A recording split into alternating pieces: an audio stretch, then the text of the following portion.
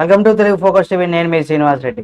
రాహుల్ గాంధీ పౌరసత్వం రద్దు పిటిషన్కి సంబంధించి ఇక ఒక పిల్ అయితే ఇక్కడ పరిగణిస్తా ఉంటూ కూడా హైకోర్టు అయితే చెప్పుకొచ్చింది. దానికి సంబంధించి కూడా అయితే రాహుల్ గాంధీ పౌరసత్వం రద్దు పైన బీజేపీ నేత సుబ్రహ్మణ్యం స్వామి వేసినటువంటి పిటిషన్ పైన ఢిల్లీ హైకోర్టు విచారణ జరిగింది.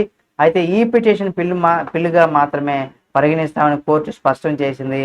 రాహుల్ గాంధీ భారత పౌరసత్వాన్ని రద్దు చేసిన తన ప్రాతినిధ్యాన్ని నిర్ణయించేలా కూడా భారత హోం వ్యవహారాల మంత్రిత్వ శాఖకు ఆదేశాలు ఇవ్వాలని కూడా బీజేపీ నేత సుబ్రహ్మణ్యం స్వామి ఢిల్లీ హైకోర్టును కూడా ఆశ్రయించారు. దీని విచారణ జరిపిన జస్టిస్ సంజీవ్ నరూలా అలాగే సుబ్రహ్మణ్యం స్వామి ఈ విషయంలో కూడా అమలు చేయదగిన రాజ్యాంగ హక్కును కూడా ప్రదర్శించడంతో విఫలమయ్యారని కూడా దీనిని పిటిషన్గా పరిగణించలేమని కూడా స్పష్టం చేశారు. అయితే ఈ విషయం పైన ప్రయోజనాలు ఇమిడి ఉన్నాయనేసి కూడా స్వామి వైఖరిని కూడా గుర్తించినటువంటి కోర్టు ఈ పిటిషన్ పబ్లిక్ ఇంట్రెస్టింగ్ లిటిగేషన్గా తీసుకొచ్చామంటూ కూడా దీనిని పిల్లలతో వ్యవహరించే రోస్టర్ బెంచ్ విచారించిందనేసి కూడా పేర్కొన్నారు. దీంతో కోర్టు ఈ కేసును కూడా యాక్టింగ్ చీఫ్ జస్టిస్ మన్మోహన్ నేతృత్వంలో కూడా రోస్టర్ బెంచ్కు బదిలీ చేసింది. కాగా రాహుల్ గాంధీ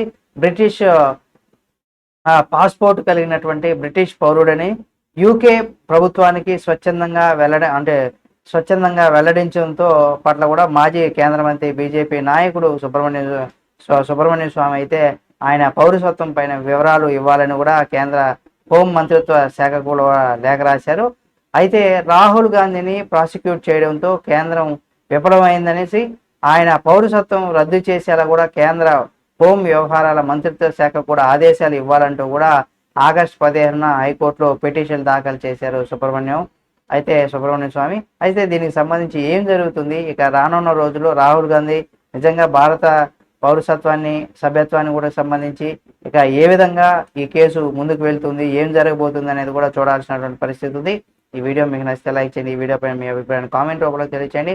మరిన్ని వీడియోల కోసం మన Telugu focus TV channel subscribe చేసుకుని పక్కనే ఉన్న బెల్ బటన్ ఒకటి మాత్రం మర్చిపోకండి.